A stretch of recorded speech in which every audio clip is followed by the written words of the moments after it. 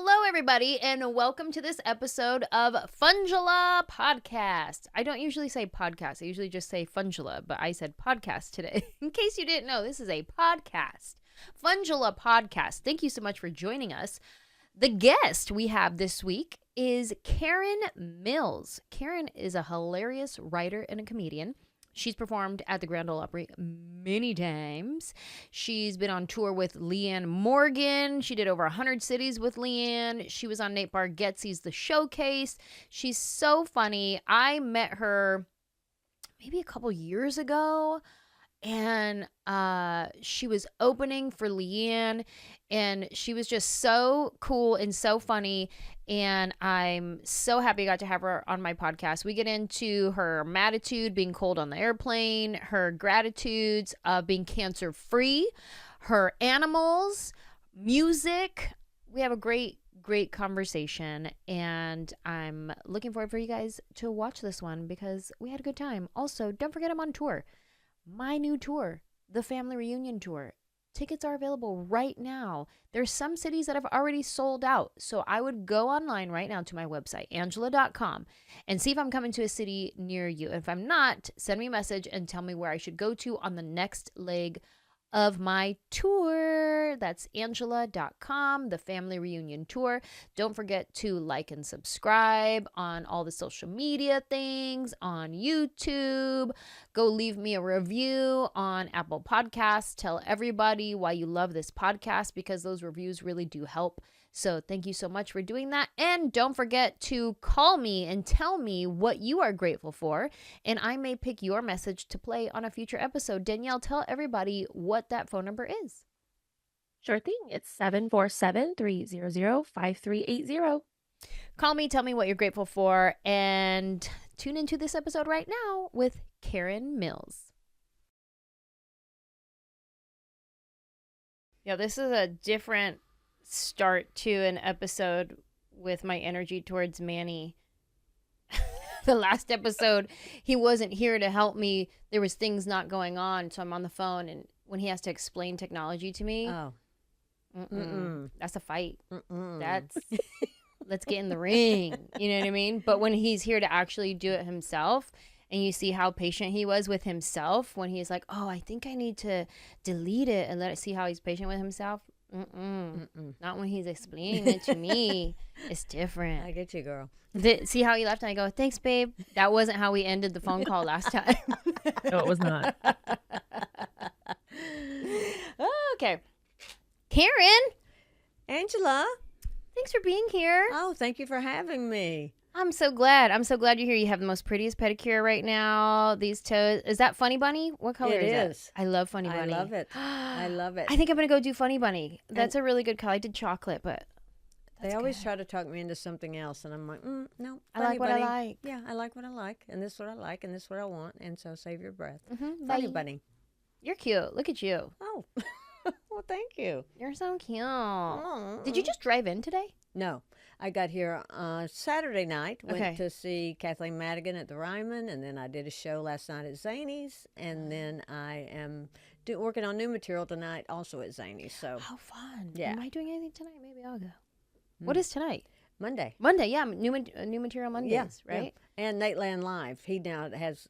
in the lab. Yeah, in the lab. So I'm going to go do them both and then head back to Chattanooga. Oh, okay. And that's a 2-hour drive? Uh-huh. Yeah. That's not bad. Yeah, no, it's cool. Do you come in a lot to Nashville? Quite a bit, actually. I love Nashville.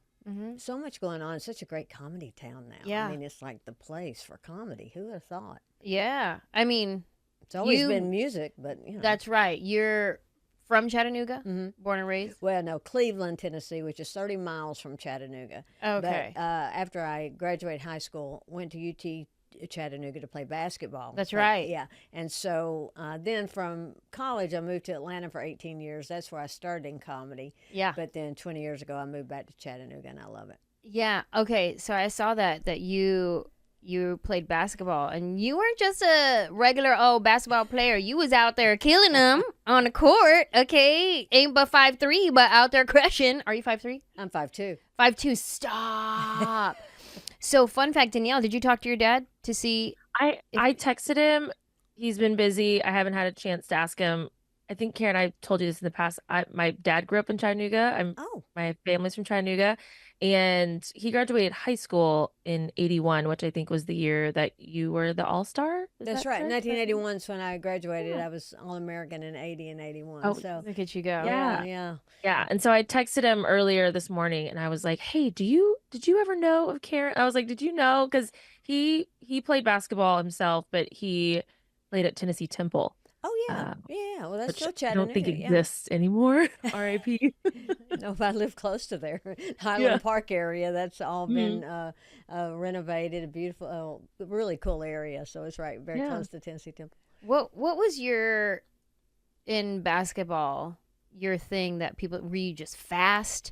Were you juking and like what was your like people knew like oh here comes Karen she's gonna something. Well, I was fast back then. I always say I tore it up back in the 1800s, but but I was fast. But passing and ball handling was my thing. I led the nation in assist. Wow! And so, but if you notice, for 5'2", I have very large hands and feet. So those are some long fingers. Yeah. Which was great for handling the ball. Yeah. Oh yeah, because Ange, you're 5'2". Wow. Let's compare. Wow. Yeah, everyone thought that I would be tall. Even the doctor told my mom, said she's going to grow. Said, look at her feet. Yeah, look at what size shoe are you? 9. Wow. Yeah. But it was great for basketball because my feet, that gave me a good base. Yeah. And my hands for handling the ball. I could palm a basketball. Your hands and feet knew you were supposed to play basketball. The rest of your body, they didn't get the memo. No. They were like, That's right. But being short, though, made it harder to get the ball from me. And so, but, it's my basketball career is just so crazy because I started playing in the 3rd grade and we were K through 8 and then 9 through 12 at that time. They didn't have a middle school. And so in the 3rd grade, I would stay after school every day to practice basketball with the team. And they wouldn't let me scrimmage with the older girls because I was so small. But I would just do ball handling drills on the sidelines and the whole time. Well, then as I moved to high school, my coach, who was is in the Women's National Basketball Hall of Fame, Bradley High School coach Jim Smitty. He's one of the winningest coaches in history on any level. Wow. And we had a 90-game winning streak, back-to-back state and national championship. No way. Yeah. And so anyway, as I go into high school, it's such an incredible program. And he said, honey, I'm afraid you're just going to be too small. Well, I had spent all that time in grade school just handling the ball, and that's how I was able to make it in high school because those skills had developed to a point to where I could play. And then, but he was very much a role player type of coach, and he just wanted me to feed the ball to Data. She was our 6'3" center, and back then 6'3" was really tall. Yeah. And he was like, feed it, feed it, feed it. So I remember one time he yelled at me because she walked with the ball, and I'm like, why are you yelling at me? She's the one who walked. And she's like, because she's not the ball handler, you are. You don't give her the ball until she's in position to score. She's not going to dribble. She's not the ball handler. So then I just worked my butt off all the time just to get her the ball at just the right moment to shoot. Because an assist is a pass that leads to a direct score. It's not an assist if the person makes a move and then scores. Yeah. So then moving on to college, I led the nation in assists. So it's just like look at that. My whole life had lined up the perfect way. You just never know what God's working out for you. That's right. Until, it unfolds. I'm so glad you didn't give up because after hearing, no, you're going to be too small. Sorry. No, you can't play. Just go practice. I'm surprised you didn't be like, why am I even practicing? Why am I even doing this? Well, and I've always, even with comedy or anything else, I don't know what it is, but I've always had something in me that goes, you're wrong. Sorry, you're wrong. You don't know. Yeah. You may think that. That's a powerful voice to have inside of you. You know what I mean? Because not everybody has that. Right. And I feel like to some degree, I could have that in some moments, but then there's a lot of times where I'll hear like no, sorry. I'll be like, yeah, you're right. Well, I don't think with your success that you've said that too many times. You'd be surprised. Listen, No, I hear no way more than I hear yes. And in the beginning of my career, you could tell me no all day long, and I'd be like, okay, well, can you move over? Let me hear no from somebody else. Oh, you too? Okay, let me hear no from somebody else. And then now, just tell me no one time, I'd be like, yeah, let's scratch it. That's dumb. Well, and You're right. and sometimes you hear a no, and you're like, yeah, that probably is a no. Yeah. But sometimes if it's something Sure. inside of you that Sure. you can do, then that's Yeah. when you don't accept the no. That's right. That's right. That's so good. That's powerful. I'd be curious. Let us know if your dad responds to the text, because I want to know if he chimes in with some co-signing on Karen Mills out here. I know. Do you still play at all? Represent. I don't. I played in an over 50 league for about a year, and I thought, this would be fun, get a little exercise, you know. Well, literally 30 seconds into the game, we made it to the Senior Olympics. It was, and 30 seconds into the game, I got an elbow. Oh, no. I got a black eye. Oh. And then I got an elbow to the breast. And I thought, whoa. I'm like, I just wanted to come out here and get some exercise. I'm not wanting to compete like I did in college. Yeah. You know? And so I thought, I'm not really wanting to get hurt. Right. I mean, they were mad. I thought you were going to say opposite. I thought you were going to be out there like schooling folks. No. You know, it's just like that was then, and now I'm, I don't care who wins. Yeah. I really don't. I'm not as competitive as I used to be. You know what? I feel like I've learned the most that I've ever learned about basketball in these past 5 minutes right now. Like, this has been really, I didn't know everything about you don't hand the ball until they're ready. I didn't know none of this kind of stuff. Now I'm going to go watch a basketball game differently, and I'm going to watch it in front of one of my guy friends just so I could, like, say something so I sound like I know what I'm talking about. Well, now I'm mad because I'm like, do I not talk enough about basketball's my favorite sport? And so I'm like, wait. I knew none of that. What? Well, I talk about the Dallas Mavericks constantly. Where have you been? Well, you just talk about Dallas, period. Just everything Dallas. I am a diehard Dallas sports fan, and they will send me to an early grave, I think. Well, and to be clear, I mean, people make moves and score all the time, but the definition of an assist is when a pass leads to a direct score. And the big girl that I was passing to all the time, she was not a ball handler, so he didn't want her to, make a ball handling mistake. So but that is what an assist is. Yeah. And so, but to take that story a little bit further, he would make me stay after school. He didn't really want me shooting in a game at all, but he would make me stay after school every day. This is my high school coach, and make 250 shots before I could go home. Whoa! Oh! And I didn't understand why I had to stay and shoot when I hardly ever shot in a game. Well, fast forward to the final state championship, 1976. There's 1 second, 3 seconds on the clock, and we're down by 1. The game plan is for me to inbound the ball to Data for her to take the shot. I inbounded the ball to Data. She was double teamed. She flipped the ball back to me, and I hit the shot at the buzzer to win the state championship. And, it was a perfect example, though, of preparation meeting opportunity. Yes. Ooh, give me the chills. Yeah, because, and I'd like to say that I stayed and I made those shots because I knew my moment would come and I was going to be ready. But the truth is, he knew the time was going to come when she was going to be double teamed. He was going to make sure I was ready. That's the truth of the matter. But when I tell that story, this is true. My mom, I call it, when I'm up running errands for my mom or something now, there'll be somebody always in my hometown, they'll stop me and say, I'll never forget when you made that last shot. Oh. Or what I like to call the shot that knocked Mama's wig off. Because my mother wore a wig that night. And when the ball went through the basket, everyone grabbed her and started shaking her, and that wig flew right off her head. She said, great. "Oh well." True story.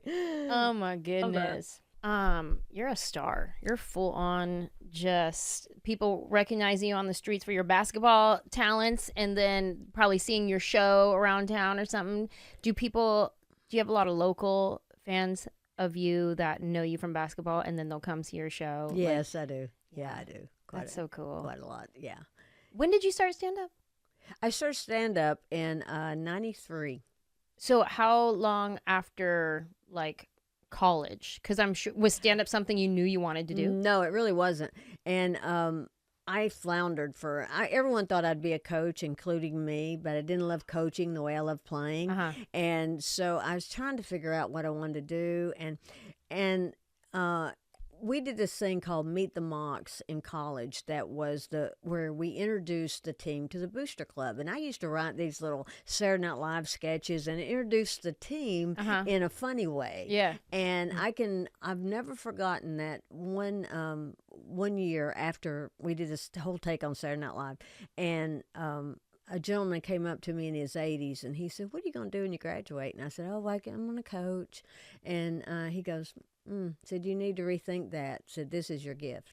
Ooh. And I've never forgotten that. But I said, "Oh, this is fun. I mean, I'm going to have health insurance. I can't do this." Right. I just couldn't even wrap my brain around how that would translate into a career. I just didn't even know.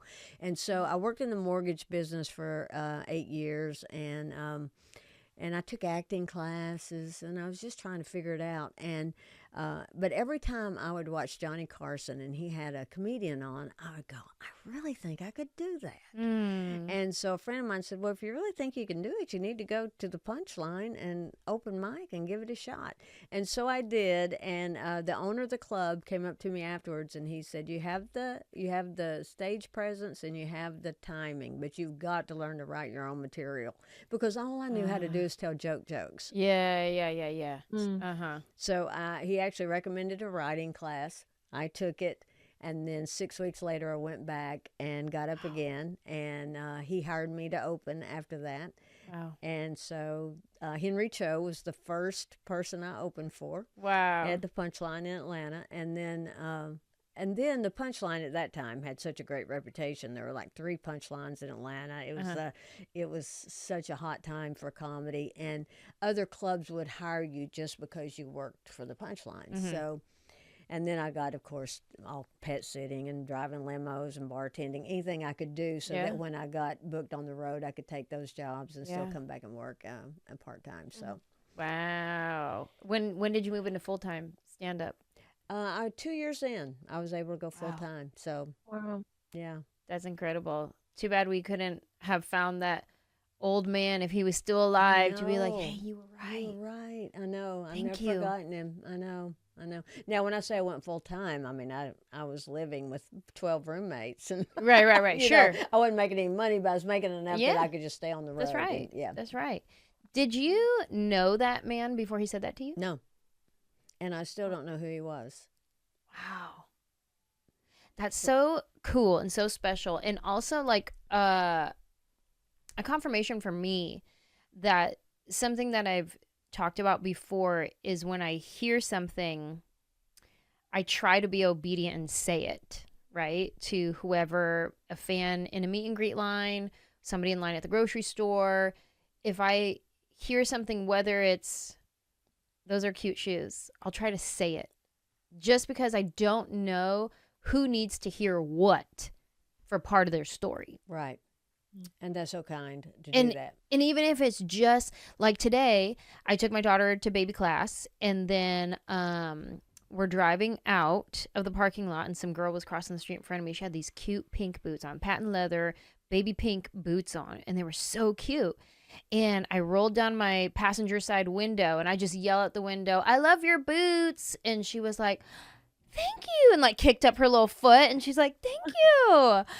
And that was it. That was all the interaction was. But I don't know if this girl had a conversation with herself that morning that was like, "Am I too old for these boots? Am I too blah, blah, blah?" Or like, "I really took a risk on these because typically I'll just wear, my tennis shoes or whatever." And who knows, whatever conversation she had with herself that morning. And then she gets like a validation of like, yes, like you just never know what you're going to say into someone's story. Yeah, that's absolutely correct. And also just to lift them up that they've done, they've made a good choice, or they've, when someone says, "I love your smile," I mean, it makes you smile more. It just makes you feel better. And so that's, it's just so good to do that. I have a good friend that does that always. She'll say, drive through the bank and say to the teller, "You have the most beautiful eyes," or whatever it is. And I just think I just think those acts of kindness just snowball, and then they look to compliment someone else, and that's what we need so much of. That's right. Karen, I'm so glad you're here. Thank you for coming on this podcast. This podcast is rooted in gratitude, and we share stuff that we're grateful for throughout our lives, whether it's something that we experienced yesterday or something from childhood that we're just grateful for. But we always start with a MADtitude, and that's that one thing that's getting on your nerves lately, that makes you mad, gives you bad attitude, or as I like to call it, a MADtitude. What is that thing that's just ticking you off, Karen? Well, like you, I travel a lot. And one thing that just keeps me is I freeze on a plane. I do not understand why it has to be so cold. And I even asked the flight attendant the other day, I said, are y'all doing surgery? Or are you transporting raw meat? What is going on? Why do we have to freeze? Are y'all doing surgery? Transporting raw meat. Oh my gosh, that's so funny. It is. There are times where it is absolutely frigid, and I totally know what you're talking about. I just flew home yesterday. It was so cold. This is how you know it's cold, when the men are putting on their sweaters and jackets, because I feel like dudes typically they're like, nah, whatever, I'm hot anyways. You know what I mean? But there was a guy in front of me who put his jacket on over himself. Like, he didn't want to like put his arms through it. He just like held it over himself. And I was like using it like a blanket. And I was like, yeah, we are cold. So that's a big one for me. That keeps reoccurring. I always find it baffling when I see people get on a plane with shorts or a dress or flip-flops, tank tops. Just no kind of weapons for when that cold comes on. No, nothing. No sweater, no scarf, no little blanket, nothing. Just out here with their tank tops and flip-flops on a freezing flight. It was freezing on my flight yesterday, and the girl next to me pulled a blanket out of her duffel bag, and I wanted to be like, do you have another one? Can you share? If I lean in close, do you mind? Yeah. How big is that? It was so cold. Yeah, I know we don't know each other very well, but can I share a blanket? But in my carry-on, I always have, I try to remember a blanket, but I always have a jacket. And then when I played basketball, I wore these big wigwam socks. Wigwam? Yeah.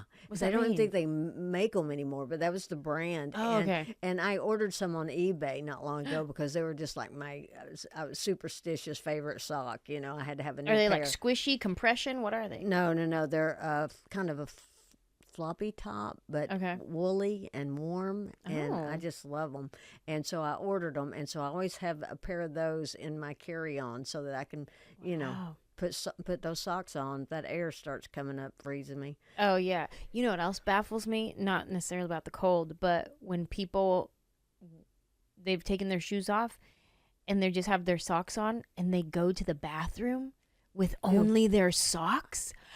Oh my God. I get so irked when I'm like, ma'am, no, please, please, no. Here, use my shoes, please. Yeah. Oh, I cannot. Ew. Because those bathroom floors on an airplane are There's no so way nasty. someone hasn't missed. No, absolutely. There's no way someone didn't miss a minute ago, much less ever. Disgusto. Yeah. And then, you know, when your socks get wet, then you just got a wet, nasty sock. Ew, wet, nasty sock from like somebody's pee. Ew, what are you doing? Put your shoes on. Oh, no, I can't take that either. All right, so your MADtitude is being freezing on the plane. I'll take my MADtitude when people don't wear shoes to the bathroom. Yeah. Oh, look at my little microphone thing just fell off. What is going on right now? It's falling apart over there. What's going on? Yeah, I concur with both of those. Yeah. MADtitude. Agree. Cosign. Cosign. Ditto. Karen, what are you grateful for? What's going on in your life that you're like, yeah. You know, we're at a time where there's so much division and everything in the country, and and it's so important to stay focused on gratitude, and I try to do that all the time. But I have so much in my life to be grateful for. I mean, it's, I'm an ovarian cancer survivor. So, and that was in 2013 when I was diagnosed, and then I had a recurrence in 19. Wow. But that's one thing I'm so grateful for. And CA-125 is a blood test that measures inflammation in your body, and it can be a marker for ovarian cancer, but they don't use it as a test for it because something else can cause it to spike, so it can't be a definite marker. But for me, it's always told the story. And so I just got back, they check it periodically, and I just got that back, and 0 to 35 is normal, and mine came back at 9, so let's go. That was good news. So I'm so grateful Amen. for that. And when I was diagnosed, it was 11,000. Whoa. Yeah. So I'm. So what stage was that when you were diagnosed? I was very fortunate because it was caught early, and and so I was stage 2. How old were you when you got that diagnosis? 52. 52. Do you talk about that at all? Yeah, all the time. Yeah. Okay. Because I wanted to ask you more questions, but I didn't know. Sure. Yeah. Okay. I'm an open book. So when you're 52, this was just a routine checkup, and they got those numbers, and they said, "Hey, let's look into this more." How did this happen? No, actually, I went for a routine. Well, first of all, let me say I had one time I had severe cramping in my abdomen, and I thought that I almost went to the emergency room, but instead I went to WebMD. And diagnosed myself. So WebMD is Danielle's main doctor. That is her. Yeah, Dr. Google and WebMD, and I diagnosed myself with IBS. But so then I really didn't think any more about it. My annual checkup was coming up, so and I actually forgot. It was like 6 weeks later. I actually forgot to even mention it to the nurse practitioner that I'd had any issues, because she asked me if I'd had any concerns, and I'm like, no.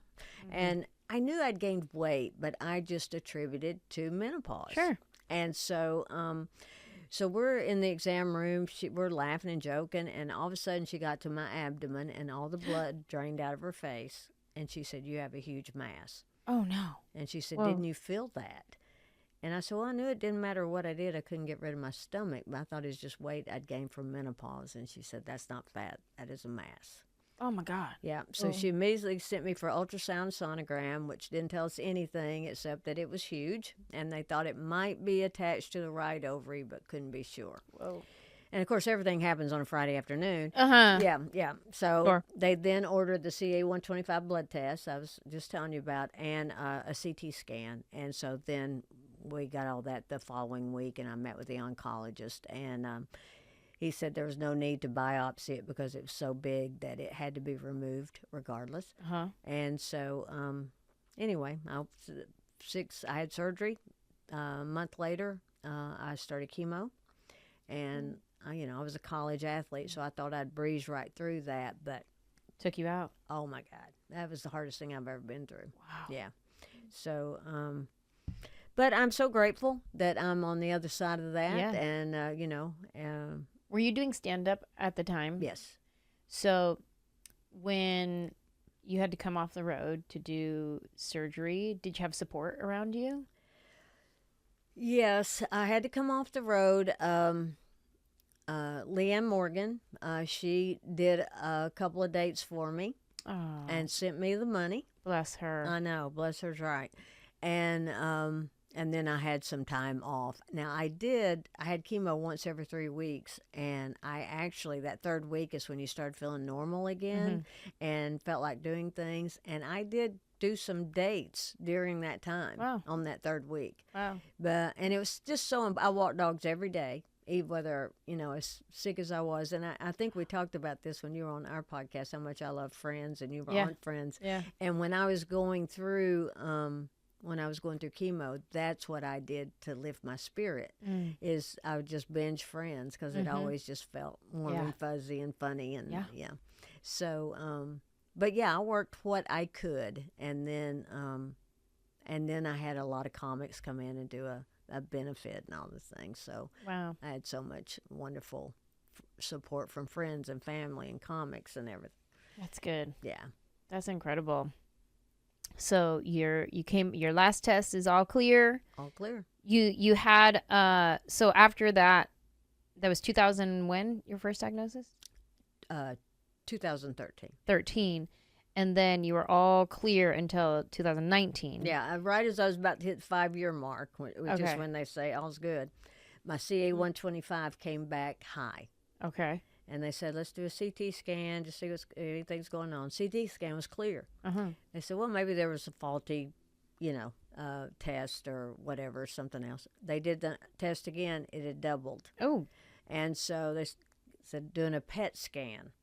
So I had to go do a PET scan. And it lit up as a little spot in my lymph node. Whoa. Yeah, and they just radiated it, and I didn't have to go through chemo or anything. Thank God. So it turned out not to be a very big deal. But if it hadn't been caught that early, That's right. it could have been a bad, Wow. a worse outcome.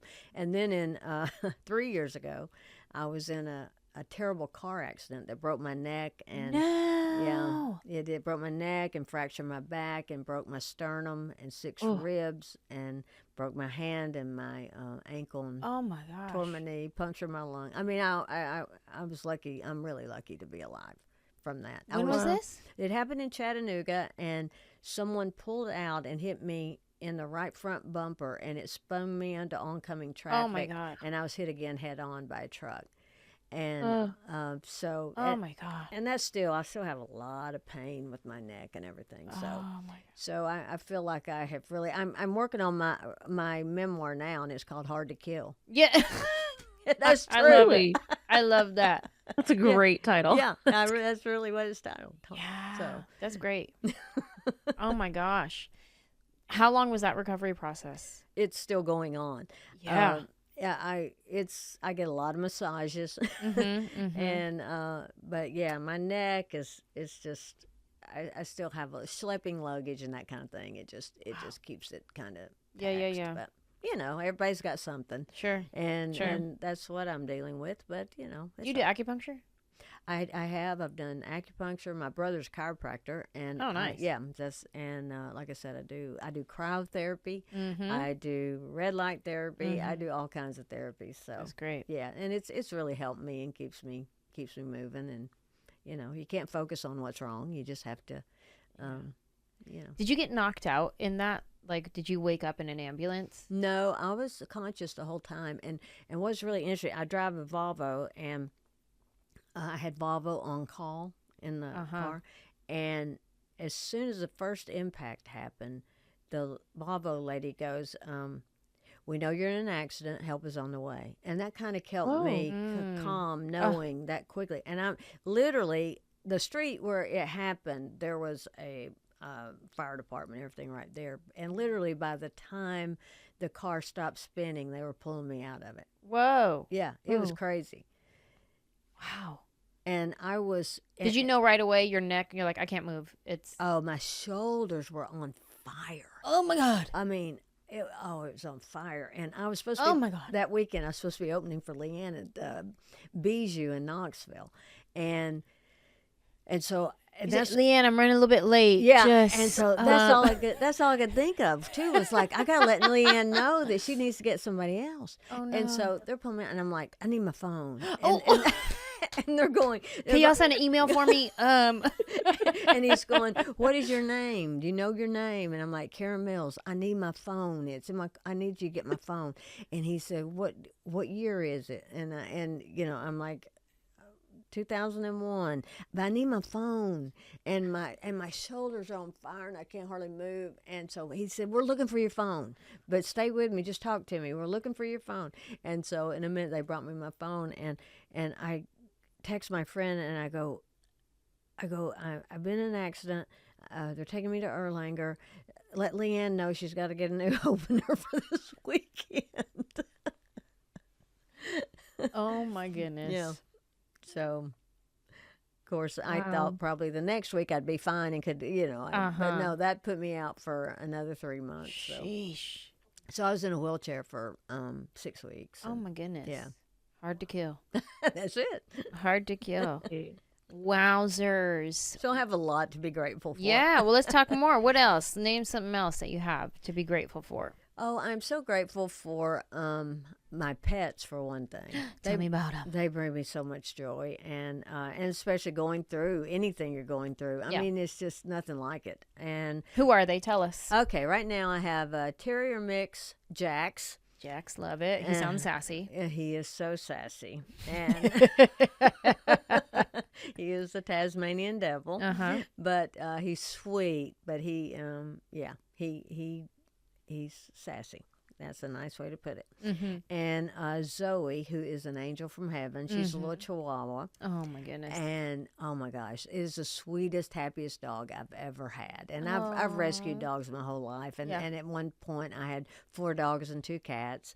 And now I'm down to 2 dogs and 1 cat. And the kitty just came. It was no cats until recently. So, but anyway, but they'll just be with you. It doesn't, you know. Yeah. You know, and they keep me walking, they keep me moving, and they'll just sit with me for when I was going through chemo, when I was in an accident. It didn't matter. I mean, they're just so special. Wow. Dogs and cats are healing for sure. Animals are definitely like God's gift. Yes. For us, for sure. And I love my dog so much, and he's my firstborn, you know what I mean? Like, he's just so special. And I definitely can relate to you when you have that gratitude for your dog. I actually I spoke with an animal communicator one time. And I'll save the whole story because it's a whole story. But I would always tell my dog I was so grateful for him, for Bonzo. I would always tell him, I'm so grateful for you, son. I'm so grateful. I'm just so great. Every night before I go, I'm so grateful. I love you so much. So grateful. And one of the things the animal communicator does is she'll say, okay, I'm going to talk to your dog and ask him questions, and then I'll tell you what I hear. And towards the end of this conversation, she was like, okay, now I'm just going to ask him if he has anything he wants to say to you. And I'm like, okay. And she gets quiet, and then she goes, I'm so grateful for you. That's what she... Yeah. And she didn't know you'd No. Be... Oh, my gosh. Yeah. I love that. That he wanted to tell me he's so grateful for me. Oh, God. And I was like, oh, my God, I love you so much. Yeah. Love dogs. I love cats too. Oh, I do too. Yeah. Manny's allergic to cats, so we can't have any cats. But I love cats. It's a different relationship. That's right. That's right. That's right. But I love them in their way. Yeah, with your dogs, you're like, oh my, I love you. Do you? With your cat, you're like, hey, good to see you. Well done. You're doing great. When I first started out on the road, I had a little Cocker Spaniel, and she went everywhere with me. And she never knew if we were running to the store or if we were going to Florida. I mean, it was just she was ready in the car, and here we go. And when she died, it just destroyed me. Oh my God. And I don't want to, Lord, I hope I can tell this story. I had a dream about a week after she passed, and she came and was talking to me in English, like just sitting and talking to me. Wow. And telling me, you know, how much she loved and appreciated me, and that she was good, she was fine, and how grateful she was to have had me. Anyway, and I went and I talked to a spiritual advisor that is, for lack of a better word, I could say psychic, but she does spiritual healing and different things. Anyway, and I told her about my dream, and she said that happens quite a bit, where an animal will come back and speak in the language you can hear their message. Wow. And she just wanted you to know she's okay, and how much, you know. And so I've just always had such a deep connection. Yeah. And if there's anything in this whole world that I want to believe in, it's the Rainbow Bridge. Yeah. Yeah. That's what I say when I get to heaven. If y'all looking for me, you'll find me at the Rainbow Bridge. That's I'll right. be down there wallering some dogs. I'm on the other side of that bridge. That's where you could catch me. That's so funny. Yeah. God, I think about that. Like, when the day comes that Bonzo has to cross that Rainbow Bridge, let me tell you right now, if he don't come visit me in a dream like that, I'm pissed. I'm pissed. Okay. I mean, you got 1 week. Son, you got one week to get in my dreams, okay? There's no way that he would not. Like, he is always looking for you. Oh, yeah. Always. Yeah. Yeah. You're so connected. Oh, my gosh. I can't even think about it. The day he goes. I How can't old even. is he? He's 7, Oh, probably. Yeah, he's good. Yeah, For a long time. I know, but I am that helicopter mom with my daughter and my dog Yep. that, like, if Bonzo is even slightly lethargic today, I'm like, oh my God, what is wrong? This is what happened just yesterday flying home. Typically, as soon as we land and they go ding, and he hears everybody starts getting up right away. As soon as that ding for your seatbelt's okay to come off, you know what I mean? And everybody starts getting up. He jumps up, he shakes off, he's ready to go. He's like, yep, let's go. And we landed yesterday, and he didn't do that. He just stayed laying down the whole time. And I was like, that's weird. And everybody's getting up, moving, and he's still not moving. And I was like, come on, son. And I'm like pushing him. I was like, come on, let's go. And he even took a second to, like, get up. He was like, eyes opened up, and he's like, oh, okay. And then he just got up, and I was like, sir, what's going on? Immediately, I'm like, I'm calling the vet. I imagine, like, I really want to call his vet, she's my friend, but I do want to call. But then what do you even explain? Hey, so he didn't get up right away when the bell dinged. I'm a little concerned. And then even last night when I was going to bed, Manny was like, you good? Because I was like totally in my head. And he's like, I'm a little concerned about Bonzo. He's like, why? And I just explained that one thing. And I'm like, I don't know. Something's just not right. But And Manny's like, you're insane. Go to bed. No, he'll go. This is the thing. He'll be like, no. Oh, son. And he starts petting son. Are you okay, son? He just goes there with me. Well, also good to have a partner that supports you in all your You needs. know what? Let's trauma bond. Yeah. Let's do it. What else, Karen Mills? What else am I grateful for? What I'm grateful for is music.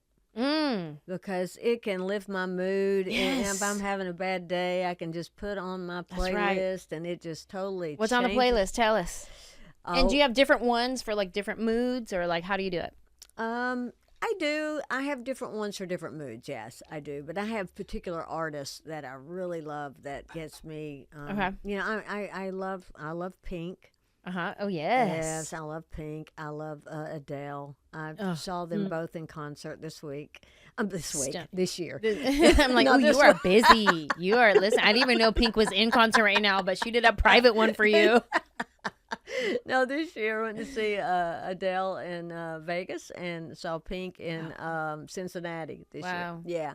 So music just changes my mood, and I love it so much. I also love Miley Cyrus. I love her music, and she can get me rocking. So, that's what I walk dogs to every morning, and I always feel better. And that's good. Yeah, get my day started. We Danielle, you want to tell her about some of your playlists that you have? Oh, I like to curate. Listen, I'm so with you where there is different moods for music, or if I'm trying to get out of a mood, I play a certain playlist, and I like to spend a lot of time curating specific playlists for specific needs. And so I'll have one I've been playing a lot is just called Autumn in New York, which somebody else made that one, but that's at the top of my list right now. Like, you already visualize what that is. Autumn in New York. Yeah, you already know what you're getting into. Exactly. It's like it's a lot of Ella Fitzgerald, but also some Adele's in there. It's got a good Yeah. mix. Oh, I'm putting I that on. also what? Is that Spotify? I'm gonna find it. I'm on Spotify. Yes. Okay. And another I have one that's just called Why You Cry. And that's like when I'm feeling sad. And it's just like super like sometimes because you know when you're sad, like sometimes you're like, I just need to feel this. I just need to feel Right. Yeah. this Lean sadness in. and get it out. Lean into it. I have what was the one that I played for you in the 90s rom-com something. I do have a playlist called Girl in a Rom-Com, and it's got like every song that would be in a rom-com. I was inspired by all the music from Sweet Home Alabama, and I just went from there, and I just pulled all of theirs. I also have one called Dancing Alone in My Living Room, which is a very important thing to do when you're home alone on a Thursday night. You just put on the jams. So, and then I have one that's just called, and this one is a one that I followed, but this one is called Absolute Bangers, but only for getting stuff done. Oh, And I like that's, that. you know, when I'm in the work productive zone. bangers. That should be Yeah. called productive bangers. Productive. Yeah. But I have all kinds, and it's what's so cool is, at least no offense to Apple Music, I don't know if you also have this, but on Spotify, like even if you just type in your mood or a specific word or anything, like somebody has made a playlist. That's right. Yes. Like, and you can view other people's playlists, which is so cool. And I'm so with you, Karen, that music is so vital, I think, to our lives. It is. It's Absolutely. so vital. And I couldn't do without it. I really couldn't. And I love some good classic rock. Give me some Eagles. Give me some, all that. I love it. I love it. I need to be more intentional about curating playlists. Because if I hear a song, I just go, oh, I like this. And I add it to my playlist called Good Songs. Yeah. And then it's just like all over the map. See, that's what I'm more like too. I love the fact that you do all that. I don't have that. I don't take that time, and I wish I did. I just have certain songs, certain artists that I go to, but I don't really do the playlist like I should. I need to take just a day and do that. Love me some Stevie Nicks and Fleetwood Mac, all that. Yeah, I think I rely on other people's playlists that have been made too much, and then I'll hear songs that I don't like, and I'm like, ah, man, I wish this wasn't on here. I'm like, make your own. I'm like, it's too much time. But yeah, I rely on a lot of the other ones, any Spotify curated ones that it's just like, I want artists that sound like this, and then I'll be introduced to new songs that I've never heard before. Like I like that kind of stuff too, where I'm like, I want something that sounds like Pink or whatever. And then it's just anything that's kind of in the vibe. So we do that a lot with Rosie. We like to introduce her to a lot of different music, and we have the Google Home, and so we'll just say, hey Google, play blah blah blah every morning. That's like part of our routine, is like playing music in the morning. And as soon as we get downstairs, we say, hey Google, play blah blah, whatever we're in the mood for. And now Rosie says, hey Google Rosie, I said Rosie. hey Google, and then if we'll be in the car and she doesn't like the song that's playing, she'll go, hey Google. She wants to change the song. But we'll play Bollywood music, we'll play classical music, we'll do rock music, Elvis Presley, Frank Sinatra is always playing through the house, but we try to like expose her to a bunch of different I think sounds. that's so good, yeah. She loves music. And she's very picky about it too. If she don't like the song, she'll be eating and she's like, change song. She don't even look up. She'll be like, change song. I don't like it. Music is powerful. It is so powerful. Manny, my husband, he does music, and he would always say, like, with what we do, stand-up comedy, like both stand-up brings joy to people, music can bring joy, but it's so different. And like when we go on tour, they want to hear new jokes, something new. Yeah, maybe that one same joke here and there, but they want to hear new jokes. And then music, they want to hear their favorite song. That's right. I got a new song for you. I don't want to hear a new song. Just play the one I like. Yeah, I know. Isn't that something? Yeah. How different it is there. I know. And I do have, and I'm sure you do too, like the nail salon and Bon Qui Qui. Everybody wants to always hear, So there's favorites like that. I have one bit like that I've been accosted in the parking lot because I didn't do. Oh no. Yeah. So I do this bit on the movie Nail with Jodie Foster. I don't know if you ever saw that movie, but it kind of became a signature bit, and then I'm like, oh, that's old. I need to lose that. I've been doing it a few years. And man, people get really mad if I don't just do it as your encore. So that's what that's what I've started doing. Yeah. So I always felt pressure, like I was a bad comedian if I was still doing things from that long ago. But you made a good point about this. Who are you trying to please? That's right. Your people, your fans that come out and support you and want to laugh, or are you trying to please some critics? So Yeah, do it for them. That's why we do it. That's right. We do it for them. You just make it your encore. Yeah. You do all the jokes, and then I'm sure a couple of you want to hear this one. Give it to them. Yep. Yeah. There it is. There it is.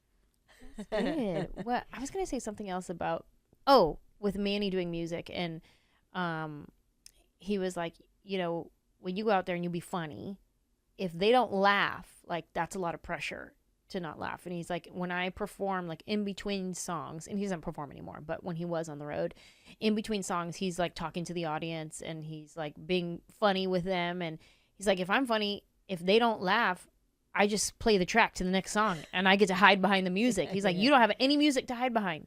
You just got to go out there, say your punchline, and if they don't laugh, like, all right, on to the next. Here we go. That's wild. So true. We're brave. We are brave. Yeah, we really are. What else you got going on, Karen? What else is steaming in here in gratitude, in this little gratitude pot inside? What else am I grateful for? Wow, I am grateful for the work we do. I mean, I'm so grateful to have, at this point in my life, which I am a woman of a certain age, and at this point in my life, I am busier than I've ever been. Ooh. That I am grateful for. Look at that. And, it's so fortunate because with Hollywood aging. That's right. And they have gotten to a point where they're like, we're not going away because, and so it's just made a landscape for women. Men have always been able to work as they got older. And plus, not to mention the fact that, this demographic, my demographic, they go out. They still want to go see movies and read books and go to concerts and to comedy clubs and those things. And a lot of the younger generation is just, watch a dog skateboard on, and that's it. Yeah. And so they have the money and they'll buy a hard ticket. And so I'm so grateful that I'm just as busy as I am. That is amazing. I mean, even, you work with Leanne a lot, and to see she didn't start blowing up until her later years. Yeah, in her late 50s. That's incredible. I know. That's like, I honestly am like, man, I want to retire.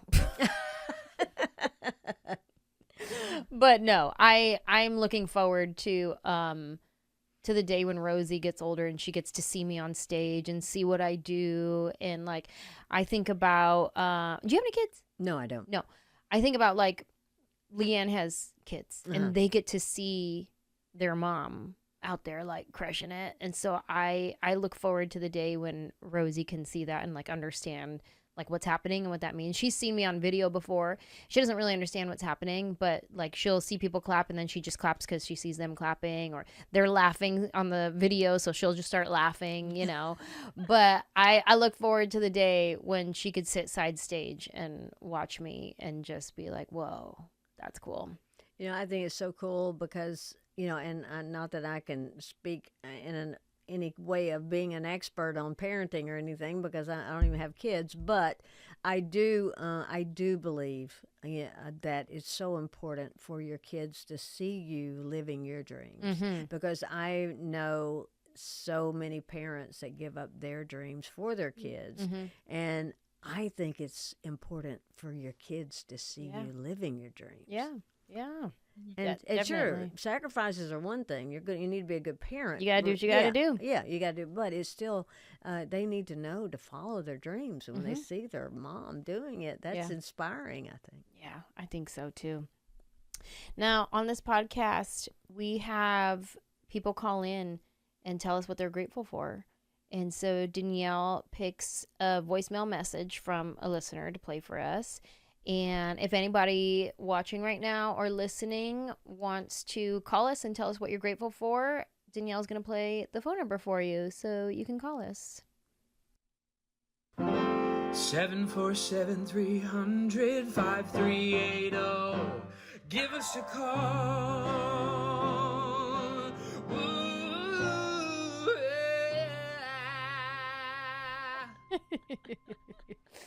yeah.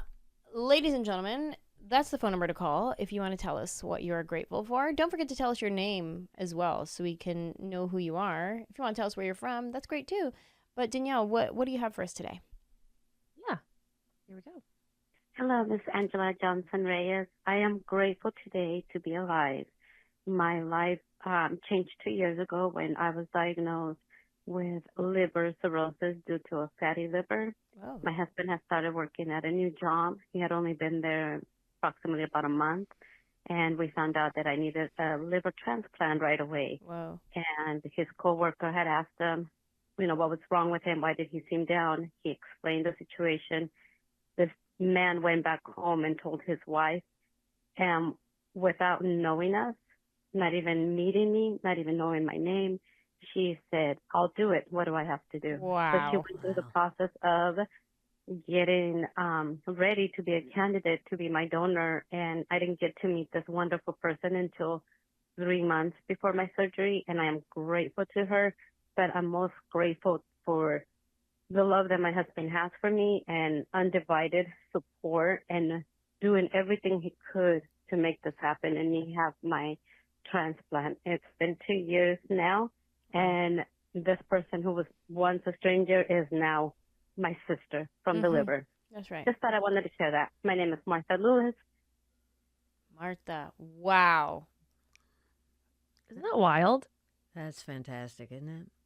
At a new job, it's not even like, hey, this is my coworker I've seen for years. Like every time we come in, it's like, hey, Joe, hey, blah, blah, blah. Like not even that type of relationship. Just this new guy who just started working here. And wow. That to me, that's one of those God things where they That's put right. you in that new job where there was going to be a person that, that would do that. And getting back to what we were saying earlier about listening to what you hear, like this person had to hear within their spirit, within their mind, their heart, everything, hey, I need you to go donate your organ. What? Like that's one of those where you don't just go, yeah, sure, I have one, I can. You know what I mean? You got to hear from the Lord. Yeah. You got to feel called. That's right.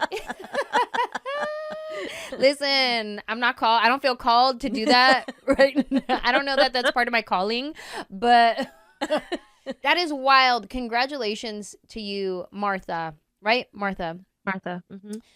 On your transplant and to your donor. What a blessing you are. If you're watching and listening, thank you for heeding the call. That's incredible. And caring about your fellow man. That's right. Yeah. Need more of that. We do need more of that. Karen, thank you so much for coming and being on my podcast. I have loved every minute. Yeah, thank you for sharing your gratitude with us and your story and even just some of like your basketball days, and you have such an incredible life, and I can't wait for this Hard to Kill book that you're going to release one day. Yeah.